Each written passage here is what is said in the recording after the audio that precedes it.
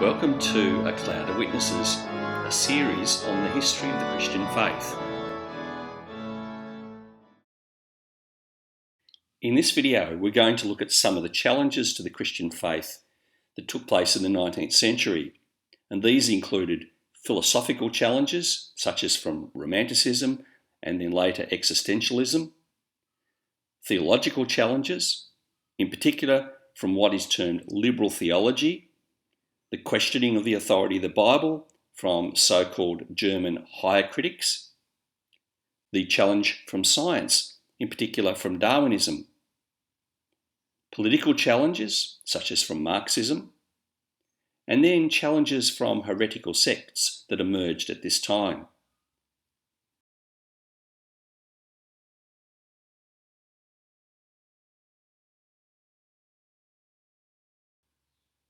The philosophical challenges came from two movements of this time. The first was Romanticism, and then it was followed by Existentialism. Romanticism was a frustration with the failures of the period known as the Enlightenment, and both Romanticism and Existentialism grew out of this frustration. They were both based on a subjective approach to understanding the world. Romanticism actually had begun in the late 18th century, but had the profound impact on the 19th. So it was a movement against rationalism. There was an emphasis on emotion and experience, in particular, a special awe at nature. So there was an exaltation of nature and of primitive man who was labelled the noble savage. This subjectivism was evident in art, music and literature.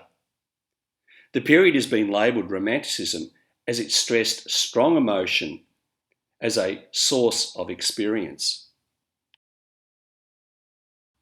One of the influential figures in the Romantic period was the Genevan-born philosopher Jean-Jacques Rousseau. He advanced the idea of the so-called noble savage, although he never used that term himself.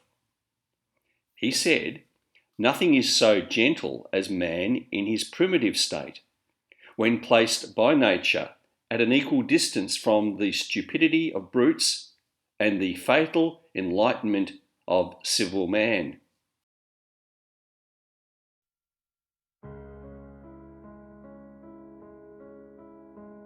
As mentioned, Romanticism influenced music, and there were many influential Romantic composers.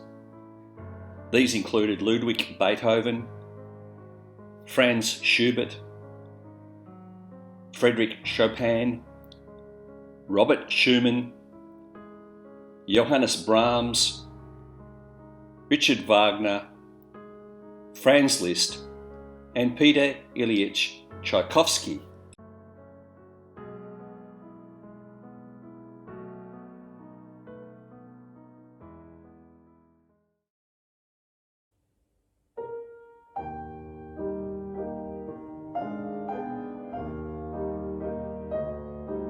There were also many influential artists in the Romantic period. Among the more well-known were William Blake, John Constable, and J.M.W. Turner.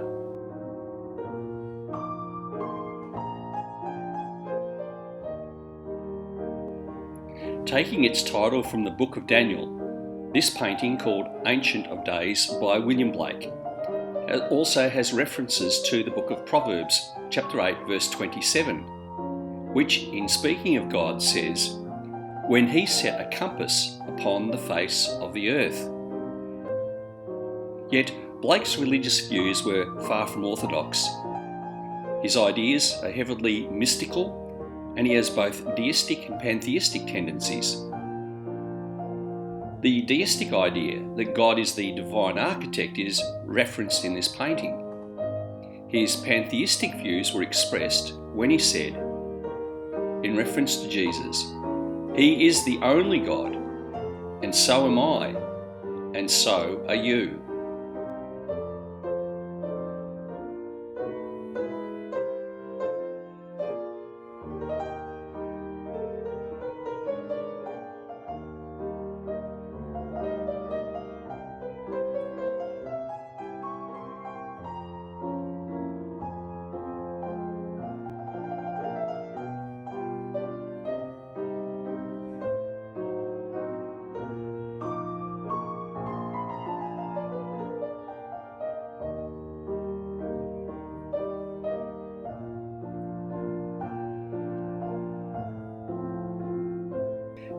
The impact of Romanticism was also seen in literature.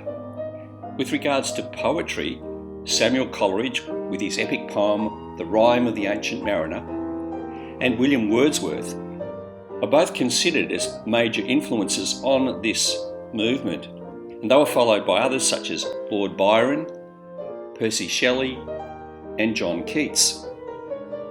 There were also romantic novelists such as Mary Shelley with her novel Frankenstein, and Emily Bronte with her novel Wuthering Heights.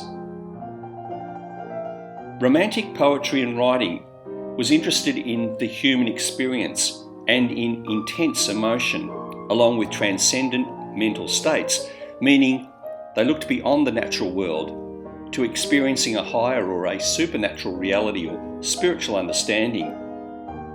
And there was a particular emphasis on the imagination.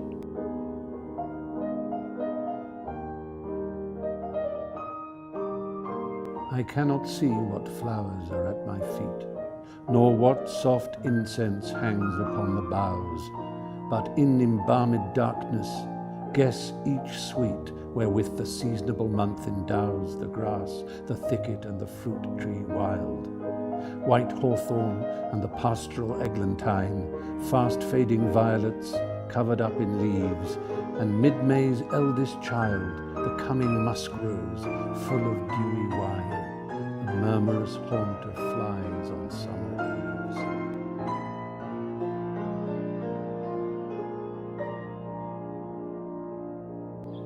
eves. So what are the Christian concerns with Romanticism?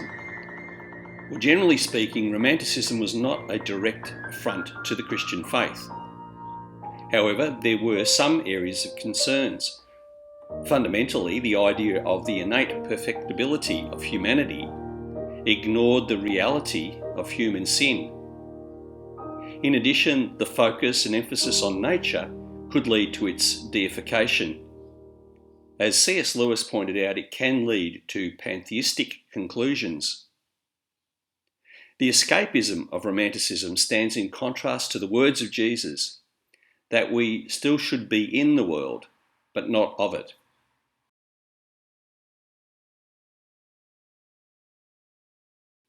Another of the potential threats of Romanticism was its emphasis on subjective truth, and this had its impact in the area of theology. Friedrich Schleiermacher was strongly influenced by Romanticism. He argued that feelings and emotions were the elements out of which religion develops. To him, God was that on which we feel dependent, and sin was a failure of our sense of dependence.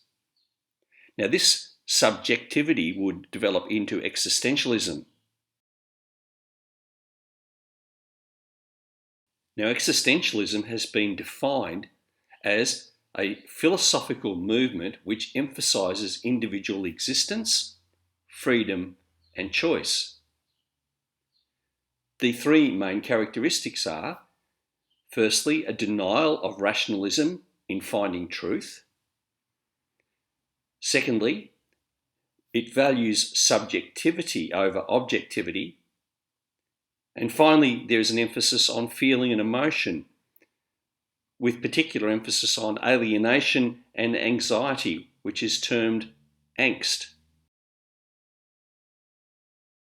Over time, two branches of existentialism emerged.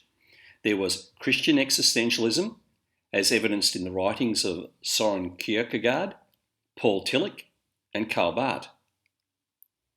And then there was atheistic existentialism, as seen in the nihilism of Friedrich Nietzsche and the absurdism of Albert Camus. Soren Kierkegaard is regarded as being the founder of existentialism. He said, "From the Christian point of view, God belongs to the existential. God did not appear in the character of a professor who has some doctrines which must first be believed and then understood." There was also a movement known as atheistic existentialism. One of the leading figures was Friedrich Nietzsche. and it was Nietzsche who coined the phrase, God is dead. And it came about in his writings when he said, God is dead, God remains dead, and we have killed him. The implication of Nietzsche's writings is that we have lost the basis for an objective morality. While this brings about human freedom because we're no longer responsible to a God, it also brings about uncertainty and nihilism. So what's nihilism? Firstly, it rejects the idea that there is objective truth or moral truth. So there are no longer absolutes regarding what is right or wrong.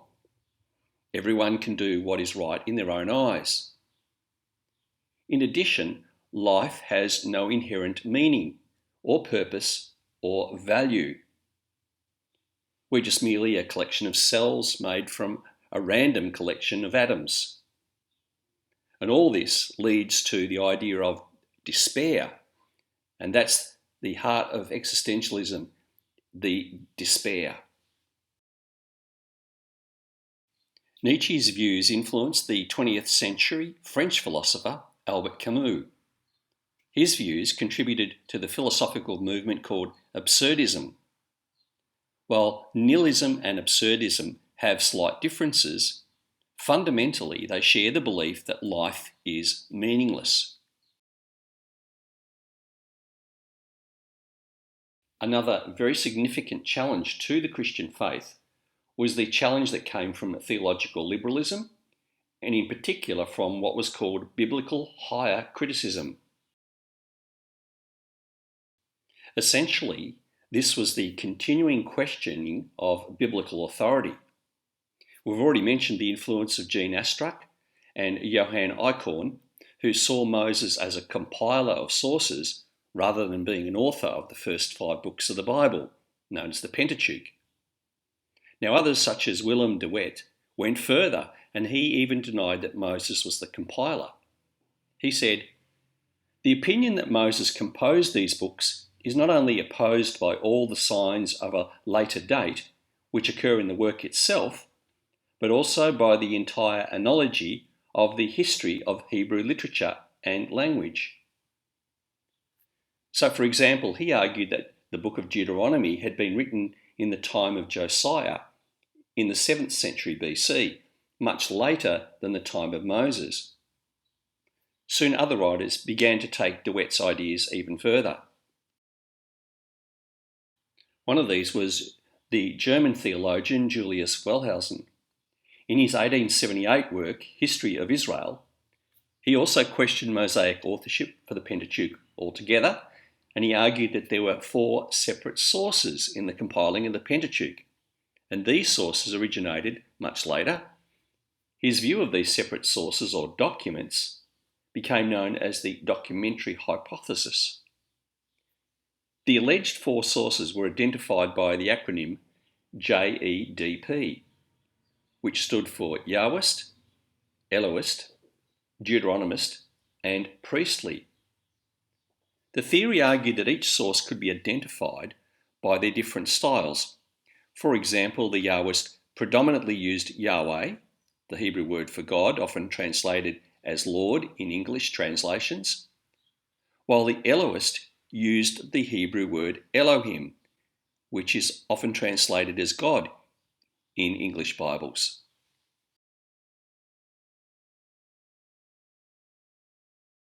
Here's an example that's often used by those who advocate the idea of the documentary hypothesis. It contrasts the use of Elohim, translated as God in Genesis 1, with Yahweh Elohim in Genesis chapter 2. It's then therefore argued that on this basis, and from other differences in the text, that there are 2 sources, and further, they suggest 2 creation accounts. There was also an increase in New Testament criticism.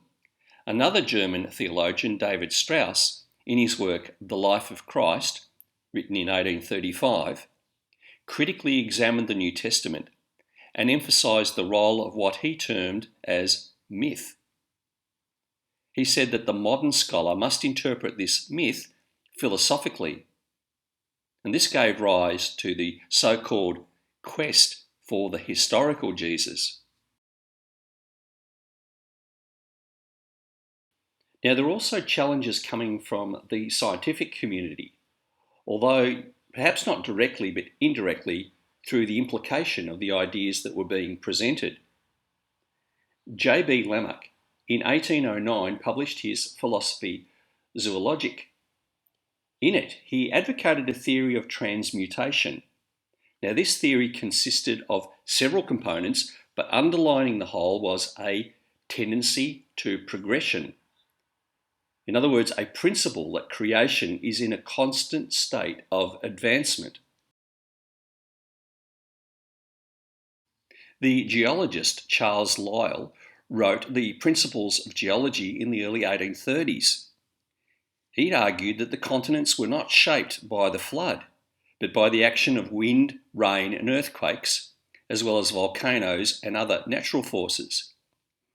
He excluded sudden geological catastrophes to explain fossil remains, and he argued for a vast timescale for the Earth's history. This concept of regular slow changes was called uniformitarianism. Lyell had been influenced by Scottish-born James Hutton. Hutton, known as the father of geology, had argued on the basis of his observations at such places as Salisbury Crags and Sycamore Point that the geological evidence pointed to slow, gradual change over time.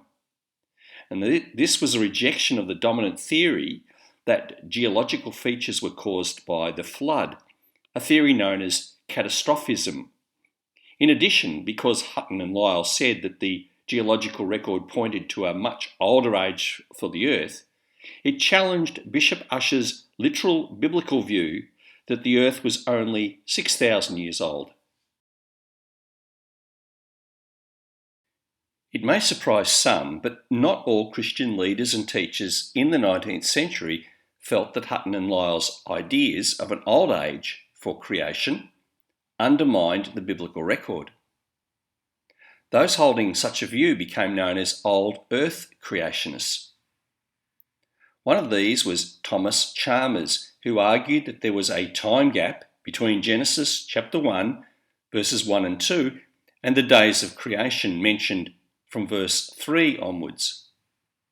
This view came to be known as the gap theory. Others, such as the conservative Bible teacher B.B. Warfield, had no issue with an older age of the Earth specifically, and to certain aspects of evolutionary theory in particular.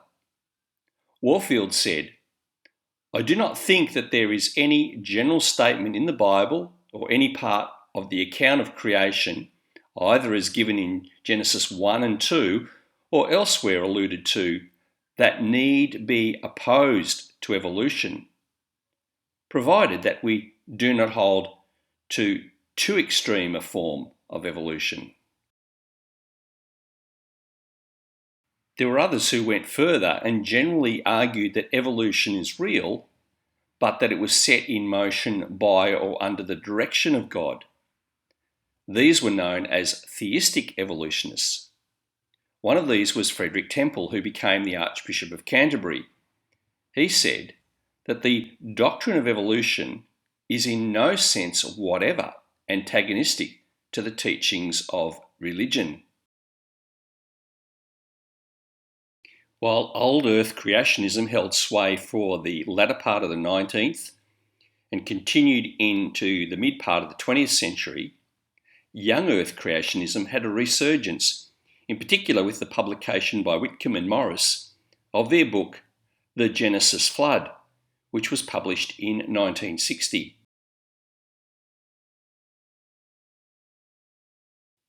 Then, in 1859, Charles Darwin wrote the book On the Origin of Species. Now, in this work, he established the hypothesis that species had gradually evolved over time. Species had mutated into different forms, and only the strongest survived. This was known as natural selection, and it was based on the premise of survival of the fittest. In 1871, he wrote The Descent of Man, where he further developed his theories, suggesting that humans and monkeys had evolved from a common ancestor. The term survival of the fittest was not a term that Darwin actually used. It was coined by somebody else, although he still agreed that it summed up his idea. What he actually said was, it is not the strongest of the species that survives, not the most intelligent that survives. It is the one that is the most adaptable to change. In his travels, Darwin had noticed the variety that exists among creatures. In particular, he focused on the variety of finches. Now, he believed that all finches descended from a common ancestor, and over time, through a process of mutations and what was called natural selection, different varieties would be found in different locations, depending on how fit they were to exist in that environment. Darwin believed that all creatures had descended from a common source. In his understanding, the varieties of species were the branches in the tree of life. Ultimately, all cellular life, that is, living things made up of cells, such as animals and plants, had their origins in a singular cell organism. Darwin explained his theory of natural selection in this way.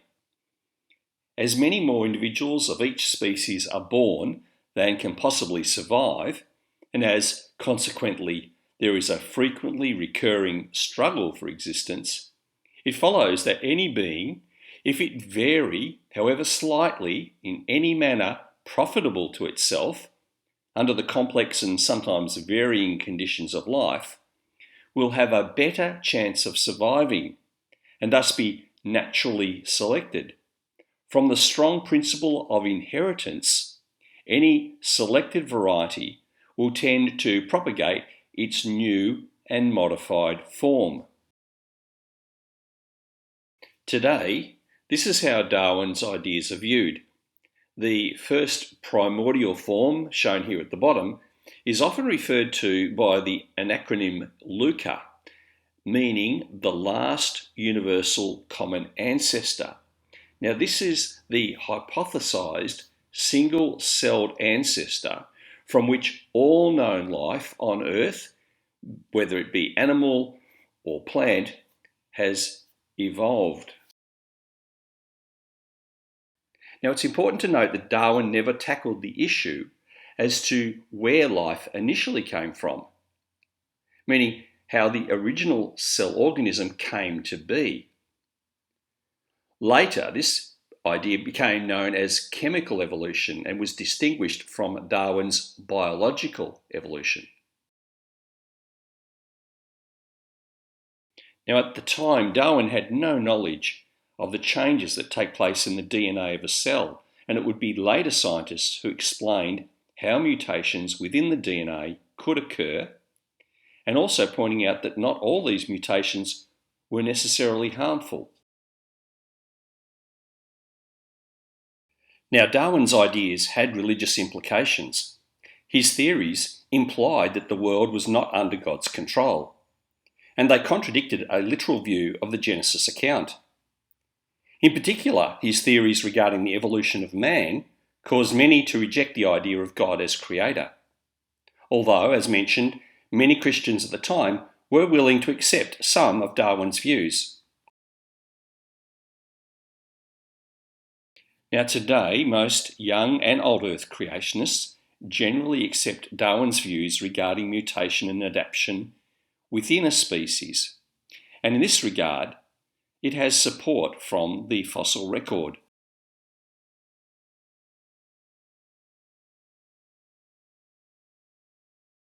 Further support for Darwin can be seen in the evidence of adaptation within species by the wide variety of such animals as cats and dogs.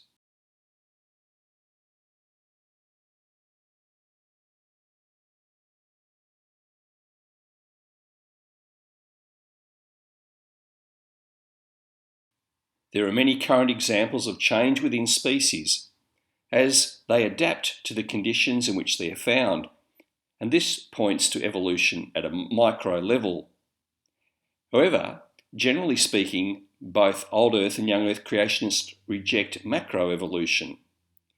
In other words, they argue that one species cannot evolve into another completely different species.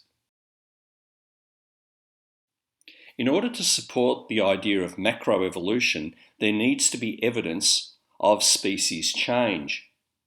And at that time, even Darwin conceded that there was a problem with finding intermediate species in the geological record.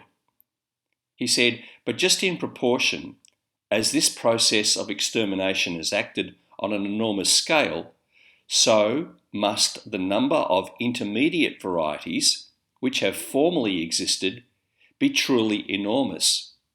Why then is not every geological formation and every stratum full of such intermediate links? Geology assuredly does not reveal any such finely graduated organic chain, and this perhaps is the most obvious and serious objection which can be urged against the theory. The explanation lies, as I believe, in the extreme imperfection of the geological record. In his book on the origin of species, Darwin acknowledged one problem with his theory, and that was the absence of transitional fossils in the pre-Cambrian period. Darwin said, but to the question why we do not find rich fossiliferous deposits belonging to these assumed earliest periods before the Cambrian system, I can give no satisfactory answer. The case at present must remain inexplicable and may be truly urged as a valid argument against the views here entertained. The Cambrian period is described as the Cambrian explosion because of the rapid appearance of a variety of creatures with the basic body forms that we observe in modern groups. Now, in evolutionary theory, it's claimed that this appearance took place in a relatively short time period of perhaps as few as 10 million years. This issue that Darwin had raised was taken up in the 20th century by others such as Stephen Meyer, and we'll look at his views in a coming video too. Darwin also made another caveat to his theory.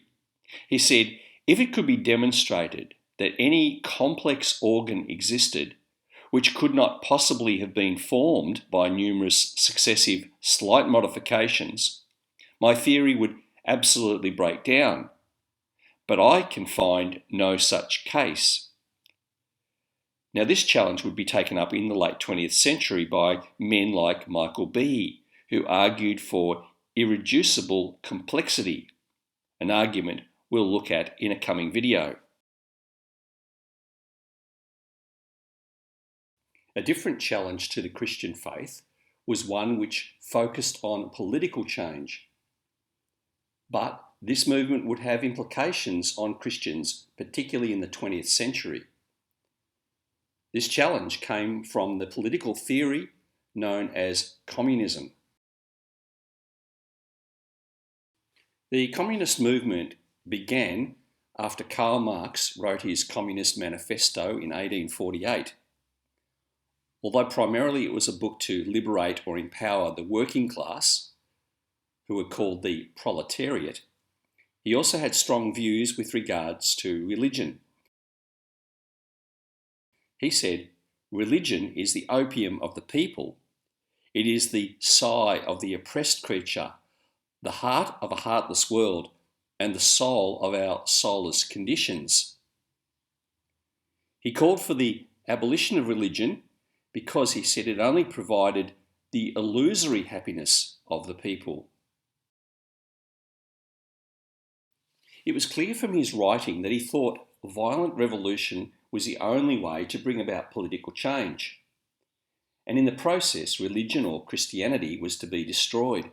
He said, There are, besides eternal truths such as freedom, justice, etc., that are common to all states of society.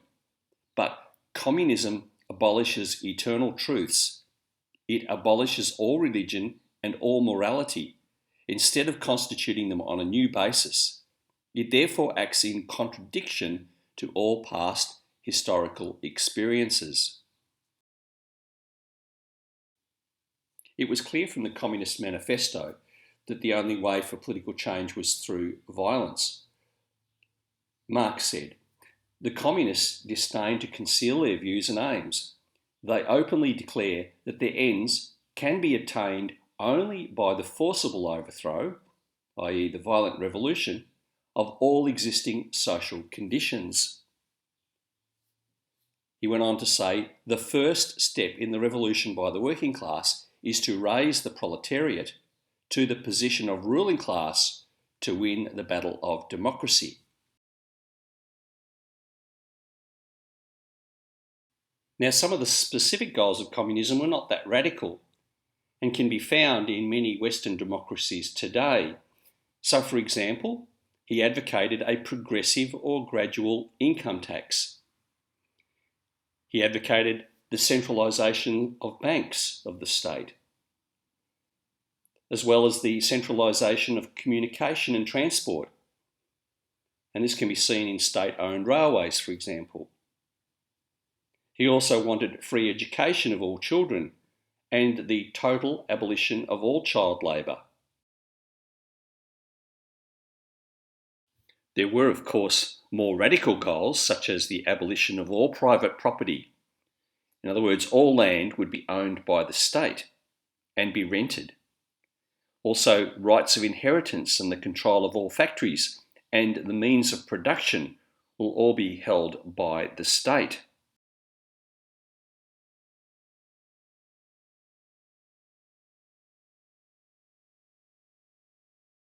Essentially, Marx wanted a dictatorship by the proletariat led by the Communist Party.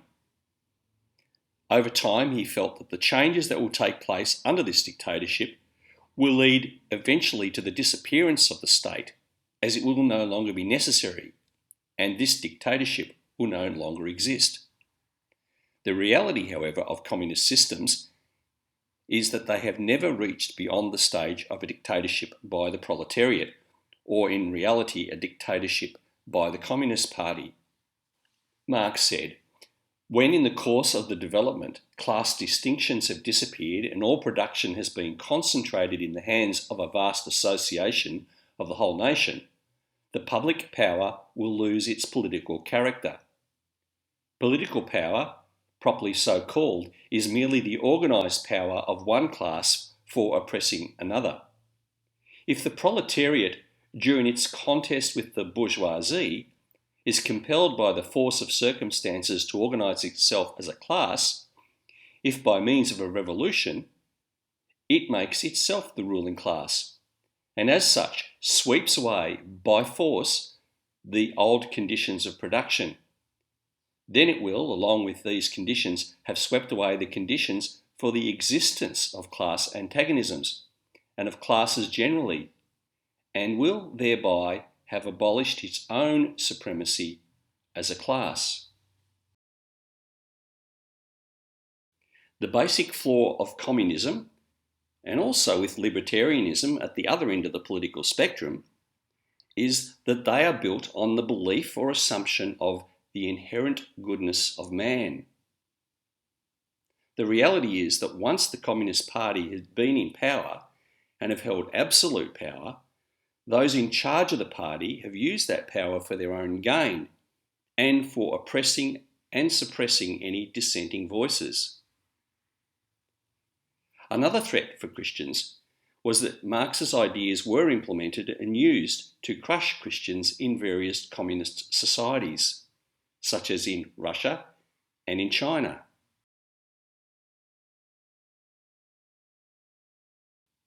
Our final challenge, and we'll briefly examine, is the challenge of heresy. The 19th century saw many new heretical movements arrive on the scene. Here's a list of some of the movements and some of their beliefs that challenged Orthodox Christian theology.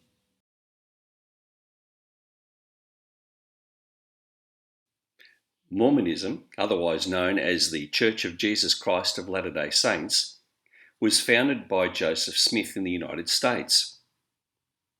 In 1820, when in his mid-teens, Joseph Smith claimed that he had been singled out as the Lord's anointed prophet, after being visited, he claimed, by God the Father and God the Son. 3 years later, he additionally claimed that he was visited by an angel on a number of occasions. He initially said that the angel was called Moroni, but later he said the angel was named Nephi. In 1827, he said that an angel appeared with 2 golden plates with writing on them. He said it was what he called Reformed Egyptian, so he couldn't understand it. He then went on to add that he was given special pink glasses called Urim and Thummim, so he could transcribe what was on the tablets. And then later, these tablets, he says, were taken up to heaven. Now, this information was eventually put into a book called the Book of Mormon, which was published in 1830. Now, the Book of Mormon makes the claim that many Jews left Israel before it was destroyed by the Babylonians in the 6th century BC. It also says that they sailed across to America where they settled, and that after his resurrection, Jesus went and appeared to those lost tribes in America. It should be noted, there is absolutely no evidence from archaeology that these lost tribes settled in North America. And in addition, no one else had seen the golden tablets that Smith claimed that the angel had given to him.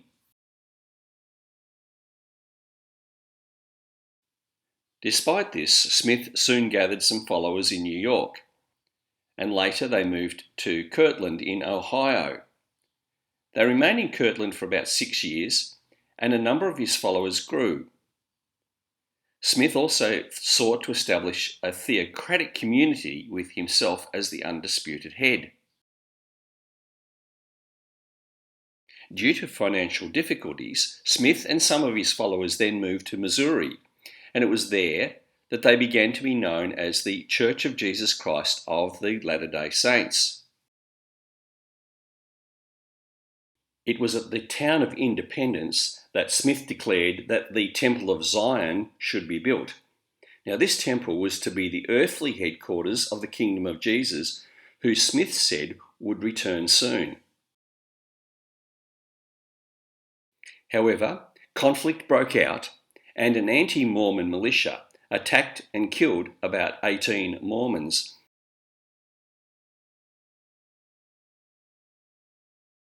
There were a number of points of conflict, as this map of the Missouri area shows. Smith and a number of other church leaders were arrested and held here at the Liberty Jail for a short time before escaping. Smith and his followers then moved to Nauvoo, Illinois. Then in 1840 he introduced the practice of baptism on behalf of the dead, as well as secretly the practice of polygamy, after he claimed that he'd received a divine revelation to do so. It was in Nauvoo that the construction of the temple began. In June 1844, some of those who had left disillusioned with the church began the Nauvoo Expositor. This was a newspaper which was critical of Smith and some of the Mormon practices such as polygamy. They also accused him of advocating polytheism through his teaching that church members can be gods. Smith then persuaded the pro-Mormon Nauvoo Council to order the destruction of the newspaper's printing press, and this was carried out. But Smith was then charged by the county court with inciting a riot. Smith, in response, then organised the Nauvoo militia, which was made up of 5,000 men loyal to him. However, Smith eventually submitted to his arrest, and he was imprisoned. It was while awaiting trial that a mob attacked the jail. Smith was shot multiple times and died. After Smith was killed, there was a succession struggle, and eventually Brigham Young took over the leadership. It was Young who, in the years 1846 to 47, led the movement on a great trek to Utah.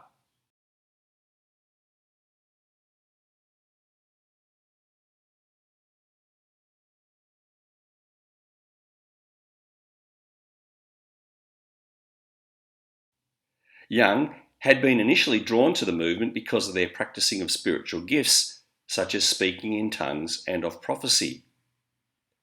Young would go on to lead the Mormons for the next 30 years, and Utah would become the home of the Mormon Church. Young also openly promoted the idea of polygamy, having at least 56 wives and 57 children himself. In Utah, conflicts continued over many years, and this was known as the Utah War. And in one particularly brutal act in 1857, 120 non-Mormons who were migrating through Utah were attacked and brutally killed by a number of Mormon settlers. Brigham Young's involvement in this is still debated today. Salt Lake City would eventually become the headquarters of the church, and today the Mormons claim to have more than 17 million adherents worldwide. Let's have a brief look at Mormon beliefs. Firstly, they state you must be baptized in their church to be saved. You also have to earn the right to get to heaven. In other words, it's by your good deeds or your works. They say that eventually you'll become a god yourself, and so there's an inherent polytheistic teaching. While they might believe in, most Mormons today do not practice polygamy. As mentioned, they have a baptism on behalf of the dead, and this leads to their interest in genealogy, as they collect names of the dead in order to have them baptized by proxy. They also state that God the Father is a mere human. He's physical. He's not a spirit.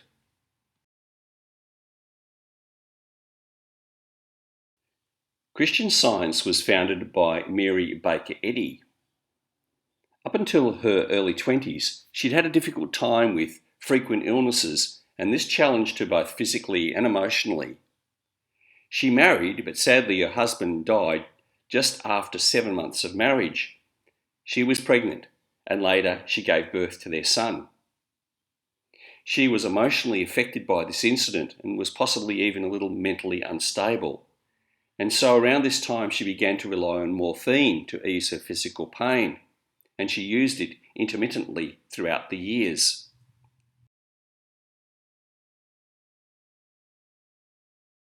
About 10 years after the death of her first husband, she married again, but divorced a few years later.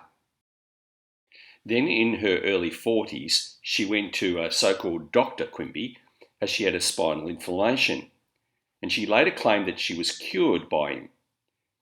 He had used hypnotism and the laying on of hands, and she read and began to teach Quimby's ideas based on his manuscripts over the next few years. She then began to write a book called Science and Health, which was published in 1875, and in it she plagiarised a lot of Quimby's ideas based on his manuscripts. She had the book edited by a Unitarian minister, J.H. Wigan, and years later, in an interview, he claimed that she was being deceptive. Mary Baker Eddy married for the third time in 1877, and her husband then died of coronary thrombosis. After he died, she accused some of her former students of poisoning him with arsenic. She contested the autopsy report with the support of her physician, a so-called Dr. Eastman, But during the trial, it was found that Eastman had no medical credentials and was also running an abortion clinic. And as a result, he was sentenced to 10 years jail. From the years 1881 to 1889, she taught at Massachusetts Metaphysical College. Then, in 1886, she had what she said was a life-threatening accident after a sidewalk fall. She claimed a miraculous healing, saying that on the third day she rose, completely healed from her injuries. However, the doctor, who had initially, it's claimed, to have pronounced her injuries as life-threatening, denied this under oath. Despite all this, from this time on, her movement began to grow, and by the year 1896, the churches and societies numbered about 400. She made continued revisions of science and health, and she made a lot of money from her followers. For example, her followers were to go out and buy and also sell the revisions, or they were faced with the threat of excommunication.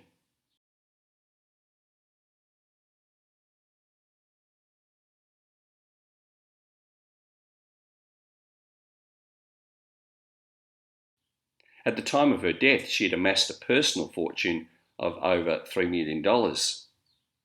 And even though she denied the reality of physical things, she enjoyed their pleasures. Numbers involved in the Christian Science movement are hard to establish, but it's estimated that there are somewhere between 100,000 to 400,000 members worldwide. From a high of nearly 3,500 branch churches worldwide in 1961, numbers have dropped dramatically. And today, there are only about 1,000 in the US. Now, what of Christian Science beliefs?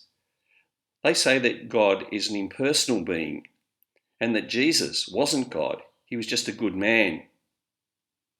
They do say that only God exists and that everything else is an illusion. So, for example, the material world isn't real, and therefore suffering and death aren't real. Sin and evil also don't exist.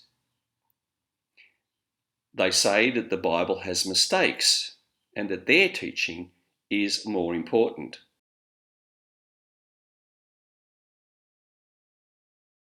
The Jehovah's Witnesses were begun by Charles Russell.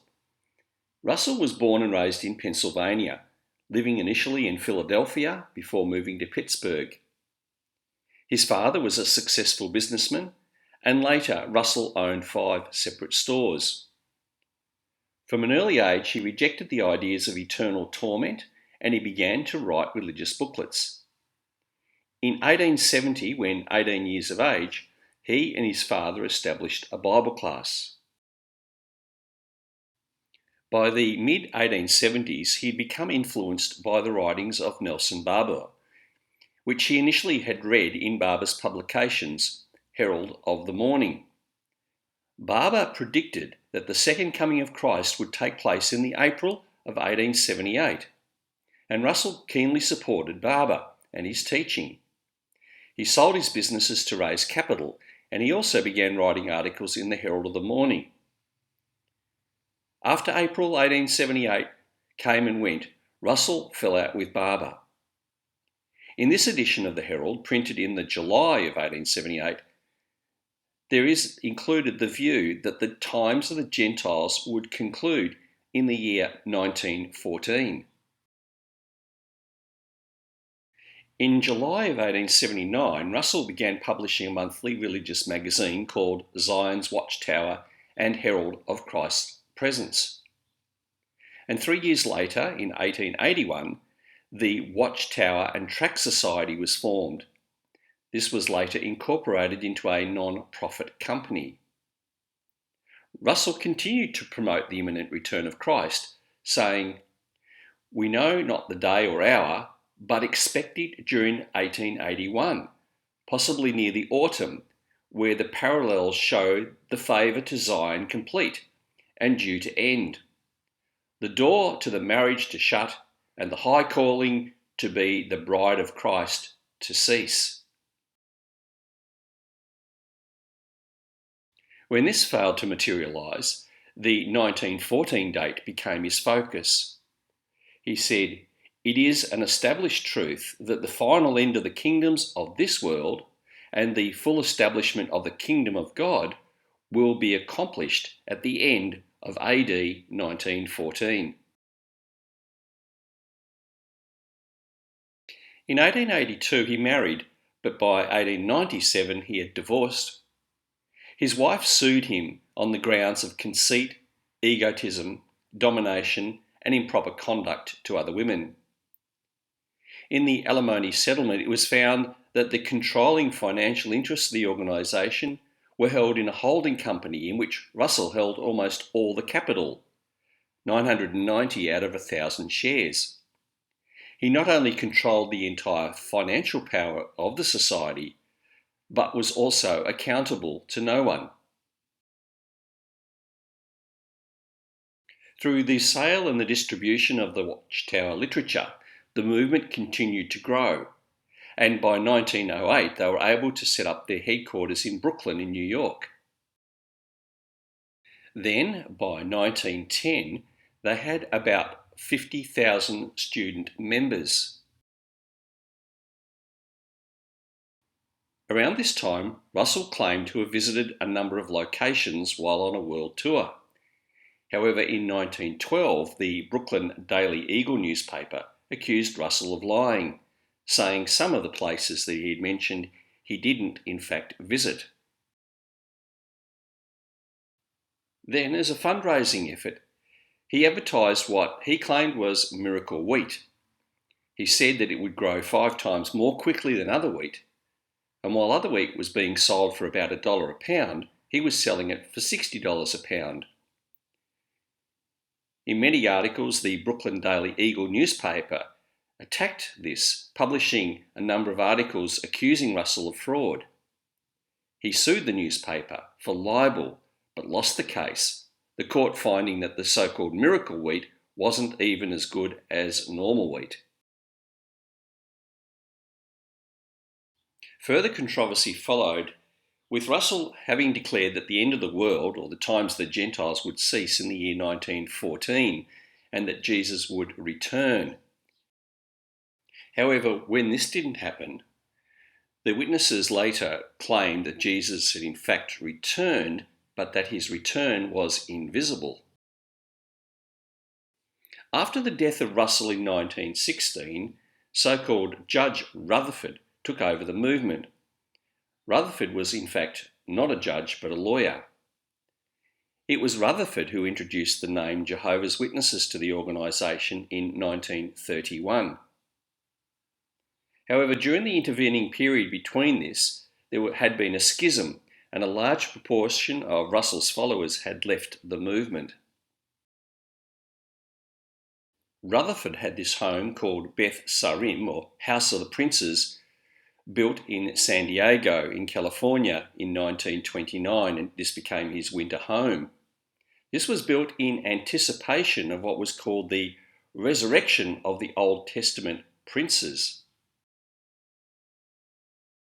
In 1950, the Jehovah's Witnesses published their own translation of the Bible called the New World Translation.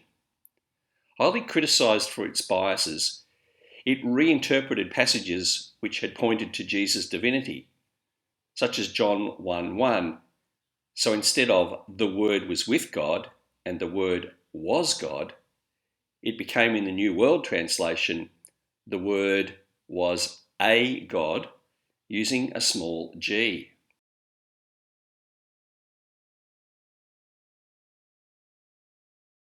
Despite saying that the end of the world would come in 1914, in 1918, in 1925, in 1942, and then finally in 1975, the Jehovah's Witnesses have continued to expand, and today there are about 8.6 million Jehovah's Witnesses worldwide. What are the beliefs of the Jehovah's Witnesses? As alluded to, Jesus is not regarded as being divine. Instead, they view him as an angel. In consequence, they reject the idea of the Trinity, and the Holy Spirit is a force, not a person. Salvation has to be earned, and hell is not a real place. Finally, they believe that 144,000 believers will actually go to heaven, while the rest will stay here on earth.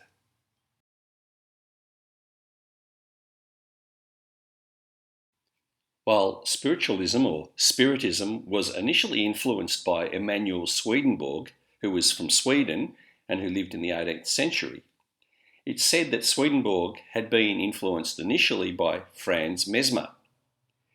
It's said that Mesmer developed a practice akin to hypnotism, which he claimed could heal people. Swedenborg went further. He claimed that he could go into a trance-like state and he could communicate with spirits. He said that the spirits then explained to him the structure of the spirit world, and these thoughts he then wrote down. The movement became popular in the United States through the writings of Andrew Jackson Davis, who had also been influenced by Mesmer and Swedenborg. Davis was a practicing hypnotist, faith healer, and clairvoyant. The movement was further popularised by the three Fox sisters, who were from New York State. From around the year 1848, they claimed that they had contact with the departed, who communicated with them through a series of noises, which they called rappings. Soon, they became very popular mediums.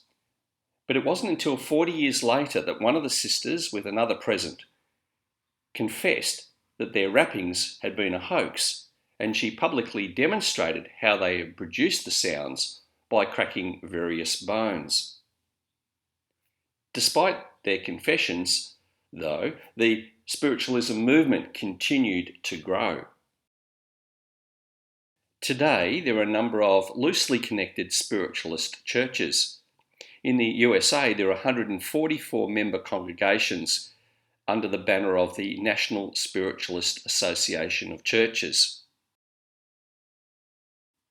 In terms of their beliefs, spiritualists believe in the possibility of communicating with the spirits.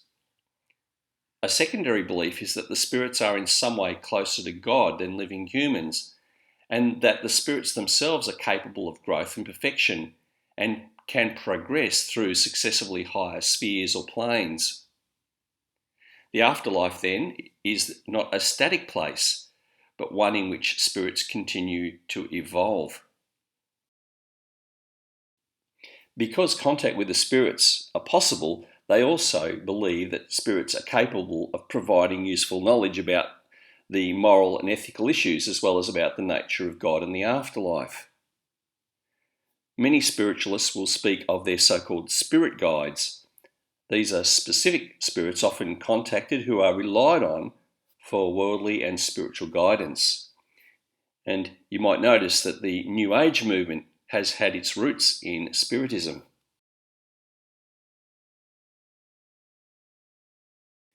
Seventh-day Adventism, which arguably may not be regarded as a heresy, had its origins in the teaching of William Miller.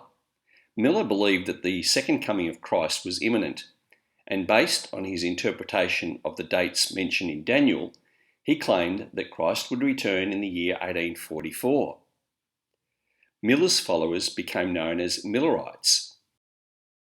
Later, the founder of the Jehovah's Witnesses, Charles Russell, was impacted by the Millerites. However, when the dates suggested by Miller came and went, this became known as the Great Disappointment, and some left the movement, but others stayed. While Miller died 5 years later, it was his ideas that laid the foundation of the Seventh-day Adventist Church, which officially formed in 1863. One of the influential figures in this early church was Ellen G. White. In the debate over whether Seventh-day Adventism is a heresy or not, I've divided their beliefs into two groups. Firstly, we'll examine their orthodox beliefs. In other words, those beliefs which are agreed to by most mainline churches. And these beliefs they hold include the Trinity, Christ's divinity, the virgin birth, the atonement, a physical resurrection of the dead, Christ's second coming, original sin, justification by faith, and sola scriptura. In other words, the Bible is the sole rule of faith. Now, in terms of their heterodox beliefs, or beliefs that they hold which aren't held by mainline churches, they include the idea of soul sleep, and that is that the soul sleeps between death and the final resurrection.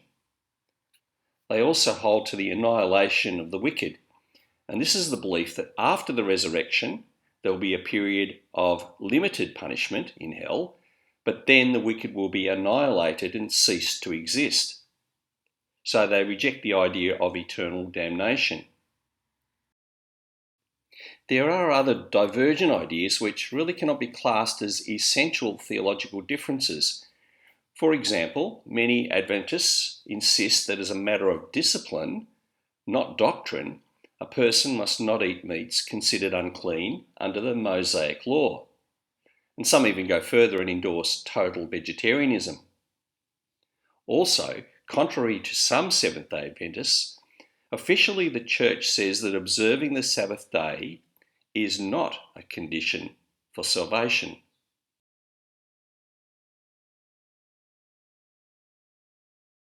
So we've examined some of the challenges to the Christian faith that took place in the 19th century. In our next video, we'll continue this theme by examining changes that have occurred in modern times.